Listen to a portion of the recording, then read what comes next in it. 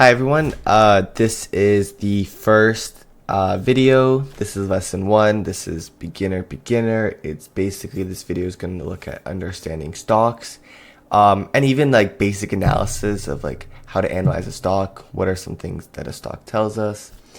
And yeah, so before we get into like more of like what a stock tells us in analyzing, we got to understand what a stock is. So a stock is a small piece of ownership in a company. And when you buy a stock, you literally are buying a share of that company. It's like a tiny slice of the business. Let's say, you could say that, for instance, we have Apple here. We can make it, break it down into a pizza. And if you take a very, very small slice of that pizza, that is what a stock represents. Stocks are also called equities. If you want to be fancy and kind of stand out, you could call stocks equities. You might hear people saying like investing in equities, which is the same thing as just saying they're investing into stocks. There's also, not that this relates with this video, but bonds are also called debt. So a person could say I'm buying debts and equities, but that's going to be a later video. So when a company wants to raise money to grow, like launching new products, they could hire more staff, opening new stores. It can go public by listing its stock on the stock market. And this process is called an IPO, and an IPO stands for initial public offering. After that, anyone like you, me, your family, can buy shares through a platform. These platforms are brokerages. They could be Wealthsimple, Robinhood, Interactive Brokers, and any brokerage that allows people to invest into equities.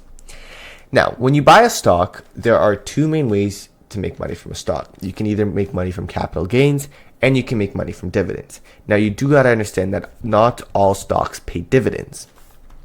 Before, a capital gain is when the price of the stock goes up and you sell it for more than you paid. So for instance, I bought a stock for $5. It went up to $7. I sold, let's say there's no fees, no nothing. I made $2. That's my capital gain. There's also dividends.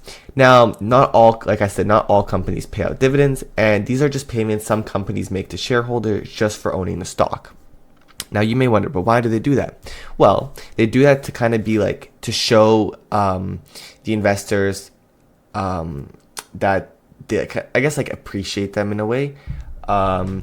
It also kind of brings in more investors to come in, because if a company's paying out dividends, quarterly, annually, more people will invest in them. Now, the reason for why not all companies pay dividends is because, especially for smaller companies that are still growing, paying out dividends is not the best option, because that money that they're paying out could go back inside the company itself, which is better for growth development. That's why you have small companies usually don't pay out dividends, but bigger, more mature companies usually do. And that's really the foundation. Stock is an ownership. The stock market is a place where people buy and sell that ownership every day. And also, now that we covered the basics, let's take a look at a real stock page. And then, so we have this, but to look at a real stock page, we're going to go on Yahoo Finance. I think it's more interesting. We're going to zoom in a little bit. So this is Yahoo Finance. We're going to be analyzing Apple today. So let's start at the top. So right here at the top, you can see the company name, Apple Inc., and its stock ticker, also known as a symbol, is AAPL. And then every stock has a symbol. It's kind of like a nickname, I guess. So instead of saying Apple, we just say AAPL. But nobody does that. It's easier for like when you're searching. So if you want to look for an index like the S&P, search up SPX. There you go, your S&P 500 index. You're not going to be searching S&P 500. You just don't do that. And it also gives you other options. There's a lot of S&P 500s. There's ETFs. There's a lot. So you just go by the ticker. If you search up Apple, it will be the first one, but then you have all these Apple International Co., Apple Inc., it's Equity Neo, DXE. It's a little different, so you're better off just knowing the symbols. Oops. There you go, AAPL. But yeah, next to that we have the current stock price. So at the moment, the stock is trading at $211.82. That always changes, but we're just going to say whatever. That's what one share of Apple is worth right now. Under that, we see minus 0.51, and then right beside it is the percent change. And so the percent change is calculated when the stock market opened, how much has the price went up and down. So in this case, it's down this many cents, or percentage-wise, this much. Very, very simple. So now right here, we have the big chart. Now, like I said here, there's two ways of looking at the charts. There's this way. This is the way most people look at with candle. These are called candlesticks. And so candlesticks are basically, they just show you the price changes. Right now we have the stock at a 1 minute candlestick. You could do ticks, you could do hours, you could put it at 5 minutes. So each candlestick is the price change in 5 minutes. If you put it back to a minute, you could see that in 30 seconds would be a new tick, a new candle. And yeah, so a green candlestick means the price went up, a red means it went down. So if we look really carefully here, let's start right here. So it ended, green means the stock price on the new candlesticks starts from the top. Go here, starts here, it went up, down, ended here, goes here, up, and then it ended up here. So we started the red here, but then it goes down, down, down. And then these lines under the candlesticks is basically showing you the highs and lows of the stock in that moment, in that candlestick time frame. So I guess within this minute, we moved from here to here, but when it was actually trading at that point, it actually went as low as here and as high as right here. It's kind of hard to see there, as high as here, there. And yeah, it's very, very simple. And yeah, so very, very easy stuff. You can also look at this. This kind of just shows you how everything's moving. Yahoo Finance usually does not minute charts. It's more like days. This is kind of like just to see the trends for days. This right now is just for minute. It's for someone who's trading, I guess. But yeah. Okay. So price below. So we have all this very, very valuable information right here. So we're going to start from here. We have the previous close, the open. We're going to talk about the day range and the 52-week range. We're going to talk about these four first. Whoops. Okay, so the previous close is $212.33. And this means is that the price of the stock closed yesterday was $212. So yesterday when the stock market closed, this was the price at which Apple was trading. For the open price, so today when the stock market opened, it was $210.99, and like I just mentioned, basically is the stock that is what the stock started at today when the market opened. Now we have day range.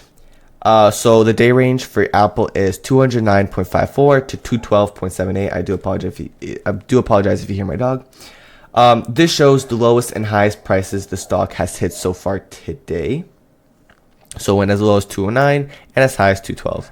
Right now we're a little under 212, so almost $1 below. But we're still much above the lows from the point today. And then the 52-week range is 169.21 to 260.1, and this shows the lowest and highest price over the last year, 52 weeks, 1 year. We could also look at the buying and selling. So this is represented by the bid and the ask. So for the bid, we have 210.03 times 400. This means someone is offering to buy 400 shares at $210.03. And the ask is 213.97 by 400. This means someone wants to sell 400 shares at 213.97. The difference between the bid and ask is called the spread, and it matters how easily you can buy or sell the stock. Give me 1 second. Okay, so we could also look, so we talked about these, we talked about the bid and ask. Now we're going to talk about volume and market info. So the volume right here, which is 18.8 million. And this is how many shares have been traded today. So right now in the stock market, as we can see, this is how many shares are being traded. And then the average volume, which is 61 million, that's how many shares are traded on an average day. So this is how many is being traded. By the end of the day, this number would get close to this. Very, very, very simple. So you know all this information, you basically have put there. Now this is where it kind of gets interesting. So more on the market info. The market cap intraday is 3.173 trillion. This is how much the entire company is worth. Stock price times number of shares, that's how you calculate it. And then beta, 5-year monthly of 1.27. This tells us how volatile Apple is. A beta over 1 means it's a bit more volatile than the market average. Now we're going to look at the earnings and dividends. So the PE ratio of 33.15, this is the price to earning ratios, and it tells us how much you are paying for each dollar of profit Apple makes. The higher it is, the more expensive the stock might be, and in this case we can see that the stock is pretty expensive at 211. Now the EPS of 6.41, this is the earnings per share, and Apple makes $6.41 per share in profit over the last 12 months. Now, let's talk about dividends, which are one of the coolest parts of owning certain stocks. So right here we have the forward dividend and yield. So it is $1.04 or 49%. So $1.04 is the total amount of money Apple is expected to pay you per share per year just for owning the stock. So if you own one share of Apple, you can expect to earn $1.04 over the year, assuming the dividend stays the same. The number right here, 49%, is called the dividend yield. It tells you how much you're earning back in dividends compared to the current stock price. In this case, you're getting about half. One second. You're getting about. I lost my train of thought. You're earning about 0.5% per year from dividends. It's like earning interest on your money just by holding the stock. This might seem small, but for long-term investors, it adds up, especially if you own a lot of shares or reinvest those dividends to buy more stocks. And that's called DRIP, or dividend reinvestment plan. Another key detail is the ex-dividend date. So in this case, for Apple, it's May 12, 2025. This is really important. If you buy a stock before this date, you qualify for the next dividend payment. But if you buy on or after this date, you might miss out on the next payment, and the seller gets it instead. So basically just the date when dividends. Before, you get dividends. After, during, you don't. Dividends are a big reason why some investors like to hold big, stable companies like Apple. You get a mix of growth from the rising stock price and the income from the dividends. Now, for the last two things, we're going to look at the earnings date, and we're also going to look at the 1-year target. So the earnings date is July 30, 2025 to August 4, 2025. This is when Apple will report how much money it made. These dates are big for stock movement, usually when a company is releasing their earnings, depending on what the earnings are and what professional investors expected it to be. It could really change the price of the stock. It could send it up, it could send it down. And then for the last thing, the 1-year target estimate, in this case, it's 229.61, which is $229.61. It's analysts believe that the stock might reach this price in the next year. This is more of a prediction; it's not a guarantee. And these predictions are really, really hard to make. They got to look at all the financials of Apple. They got to look at what's happening within the global market. And all these little things, like even Trump's tariffs on Apple products was a big influence on this projected number.